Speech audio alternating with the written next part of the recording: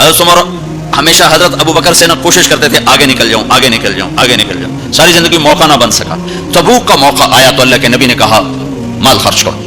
عثمان رضی اللہ تعالیٰ نے 10,000 لشکر کا سارا سامان تیار کیا، ان کی سواریاں، ان کا راشن کے لیے تھیلوں کو بند کرنے کے لیے دھاگے تک اپنے گھر سے دیے، اور 300 دینار اوپر دیے. تو اللہ کے نبی کی جھولی میں وہ 300 دینار پڑے تھے یوں، اور آپ ان دیناروں کو اٹھا اٹھا کے یوں فرما رہے تھے ما علی عثمان اللہ یعمل بعد، عثمان آج کے بعد کچھ بھی نہ کرے تو جنت واجب ہوگی. تو عمر کہنے لگے آج میں ابو بکر کو کاٹ سکتا ہوں، آج میں اس سے آگے نکل سکتا ہوں کہ وہ آج کل غریب ہے، میں مالدار ہوں، تو وہ تھوڑا لائے گا میں زیادہ لاؤں گا تو میں بڑھ جاؤں گا. لہٰذا انہوں نے اپنے مال کا آدھا حصہ آدھا گھر میں رکھا اور آدھا لے کر آئے.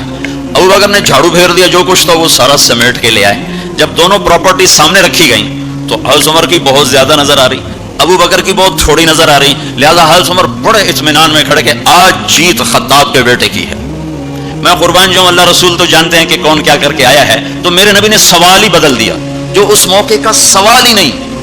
تو میرے نبی نے پوچھنا یہ تھا ابو بکر کتنا لائے ہو، عمر کتنا لائے ہو، اور یہی اس موقع کا سوال ہے. لیکن اللہ رسول جانتے ہیں کہ کس کے مال میں وزن زیادہ ہے. تو میرے نبی نے سوال بدل دیا، فرمایا عمر ما خلفتا. واہ واہ، کوئی آدمی مسجد میں چندہ دینے جائے، مدرسے میں چندہ دینے جائے، کہ جی مول صاحب یہ 1 لاکھ روپیہ ہے مدرسے کے لیے، مسجد کے لیے. آگے مولوی صاحب کہیں پیچھے کتنے پڑے ہوئے ہیں، تو کہے گا یہ بھی واپس کرو، میں تو تھوڑی نیت ہے جو کوئی چکر لگتا ہے کہ تسی ٹھیکیدار ہو، مگر علی شاید ابھی پیچھے کتنے پہن. یہ موقع کا سوال ہے ہی نہیں. مولوی صاحب کو چاہیے جی جزاک اللہ یہ لیجیے رسید، بسم اللہ، پھر بھی موقع آئے تو دیتے رہیں. عمر پیچھے کیا چھوڑ کے آئے ہو؟ تو حضرت عمر تو وہیں دھڑم ہو گیا کہ میں گیا. سوال سے ہی وہ پتہ چل گیا میری کلی اڑ گئی، گئی وکٹ. عمر ما خلفتا یا ما ترکت لأہلک، یہ دونوں الفاظ ہیں. پیچھے گھر والوں کے لیے کیا چھوڑا؟ تو پہلے حضرت عمر بڑے جوش میں کھڑے تھے، پہلے ایک دم ڈھیلے ہو گئے.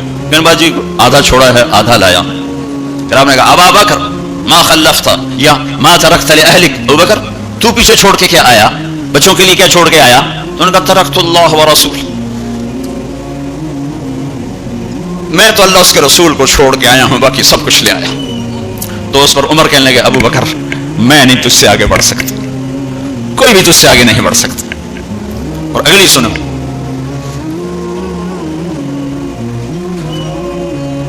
اپنے کپڑے بھی دے دیے اور ایک ٹاٹ تھا وہ پہن کر اس کو کانٹوں سے سی لیا. تو جبریل آئے، کہنے لگے یا رسول اللہ، اللہ تعالیٰ پوچھ رہے ہیں کہ ابو بکر نے یہ ٹاٹ کیوں پہنا ہوا ہے؟ تو آپ نے کہا کہ ابو بکر نے سارا کچھ اللہ اس کے رسول پہ لگا دیا ہے اس لیے یہ پہنا ہوا ہے. تو کہا یا رسول اللہ، اللہ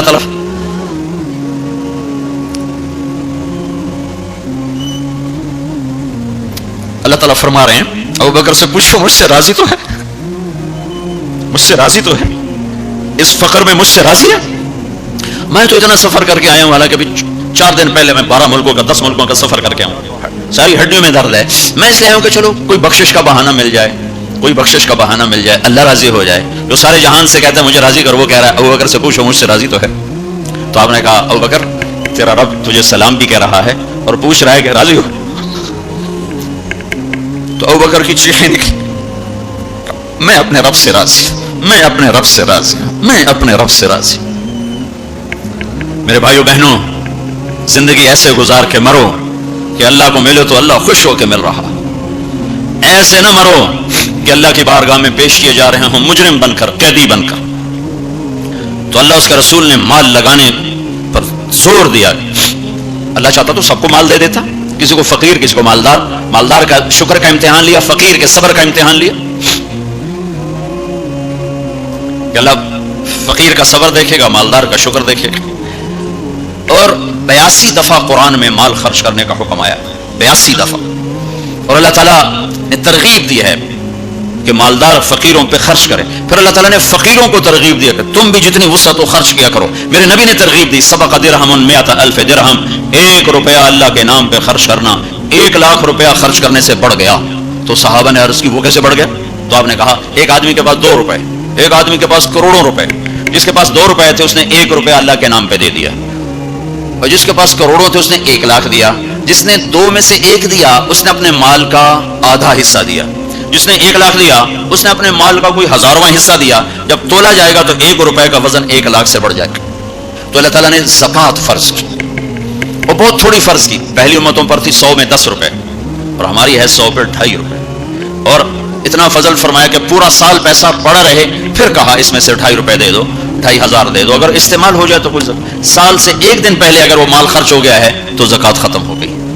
اللہ نے زکوٰۃ کو فرض کی، مالداروں پہ زکوٰۃ. خذ من اموالہم صدقۃ تطہرہم بہا وتزکیہم وصلی علیہم. زکوٰۃ اتنا بڑا عمل ہے کہ اللہ تعالیٰ ہمیں کہتا ہے کہ میرے نبی پہ درود پڑھو، فرشتوں سے کہتا ہے میرے نبی پہ درود پڑھو، اور خود بھی کہتا ہے کہ میں اپنے نبی پر درود بھیجتا ہوں. اللہ کی طرف اب درود کی نسبت وہ رحمت ہے، اور فرشتوں کی طرف ہماری طرف درود کی نسبت دعا ہے جو ہم کرتے ہیں، صلی علی محمد وعلی آل محمد. تو اللہ تعالیٰ نے ہمیں، آپ کو، پوری دنیا کے اہل ایمان کو، فرشتوں کو حکم دیا کہ میرے نبی پر درود پڑھو، اور خود بھی پڑھتا ہے، ان اللہ وملائکتہ یصلون علی النبی. جو لوگ اللہ کے نام پہ خرچ کریں گے تو اللہ تعالیٰ کہہ رہا ہے وصلی علیہم، اے میرے حبیب ساری امت پر نہیں، جو تیری امت میں میرے نام پہ خرچ کریں گے ان پہ تو درود پڑھ. اگرچہ یہاں صلی دعا کے معنی میں ہے کہ تو ان کے لیے دعا کر، آپ ان کے لیے دعا فرمائیں.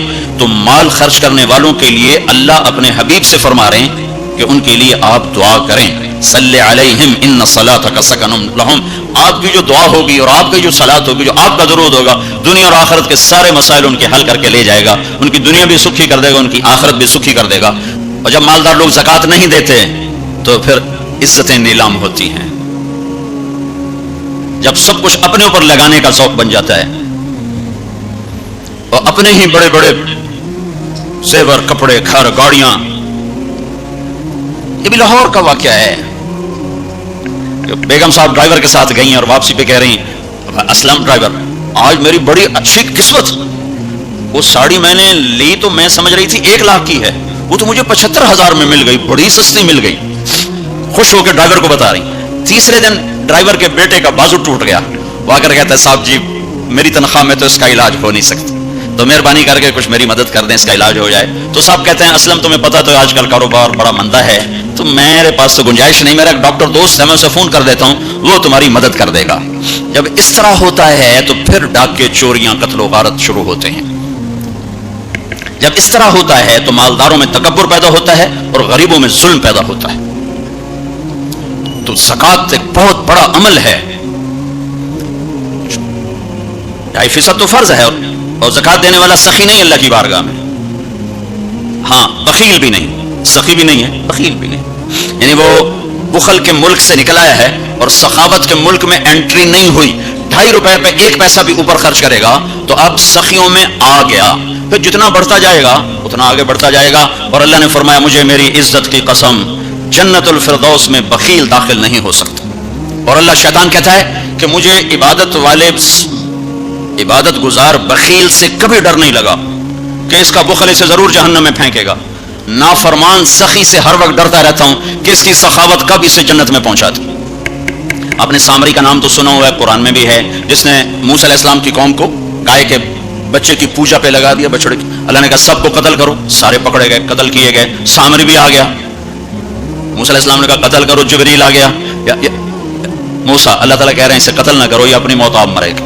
تو موسیٰ علیہ السلام کہنے لگے جو سارے کفر کا سبب بنا اسی کو چھوڑ رہے ہیں. تو اللہ تعالیٰ نے کہا سخی ہے، سخی کو قتل کرنا مجھے اچھا نہیں لگتا، چھوڑ دو، اپنی موت آپ مر جائے گا. کافر کو سخاوت قتل سے بچا گئی. جب ایمان والا کوئی مرد عورت سخی ہوگا تو اللہ کی بارگاہ میں کیسے اونچے مرتبے لے کر جائے. تو اپنے اوپر خرچ کرو وسعت کے مطابق. اللہ نے روکا نہیں ہے، منع نہیں کیا ہے، منع نہیں کیا ہے، لیکن غریب کو بھی یاد کرو. زکوٰۃ کو فرض قرار دیا اور آپ نے فرمایا جس نے مزدور سے کام لیا اور اس کو مزدوری نہ دی، یہ تمہارے کراچی میں ہر وقت ہو رہا ہے، ہر جگہ ہو رہا ہے. جتنا بڑا کوئی طاقتور ہے اتنا وہ اپنے نوکروں پر ظالم بھی ہے، جابر بھی ہے، اور ان کے حقوق بھی مارتا ہے، چون فریاد ہی نہیں کر سکتا. میرا پنجاب کا زمیندارہ ماحول سارا ایسا ہی. تو آپ نے فرمایا جس نے مزدور سے کام لیا اور اسے موقع پہ تنخواہ نہ دی اور اس کے پیسے مار لیے تو اس مزدور کا قیامت کے دن میں وکیل بنوں گا، میں اس کا کیس لڑوں گا. اور جس کا کیس میرے نبی نے لے لیا پھر اگلا کوئی بچ کے جا سکتا ہے کہ مزدور کا پسینہ خشک ہونے سے پہلے اس کے ہاتھ میں پیسے پکڑا دو. مزدور سے فرمایا، یہ دونوں طرف کا خوبصورت، کیا دین خوبصورت ہے کہ جو اپنے نوکر کی جو اپنے مالک کی نوکری بھی پوری دیانتداری سے کرے اور اللہ کی بندگی بھی دیانتداری سے کرے تو اسے ہر کام پہ دگنا اجر ملے گا, دگنا. یعنی میں ایک نماز پڑھتا ہوں, میری 10 ہیں, اس کی 20 ہوں. میں ایک روزہ رکھتا ہوں, میرا 1 ہے, اس کے 2 ہوں گے. میں ایک قرآن ختم کرتا ہوں, میرا 1 ہے, اس کے 2 ہوں گے. کہ ایک طرف اپنے مالک کے ساتھ دیانتداری سے نوکری کر رہا ہے اور ایک طرف اپنے اللہ کے ساتھ دیانتداری سے بندگی کر رہا ہے, دگنا اجر ہو جائے.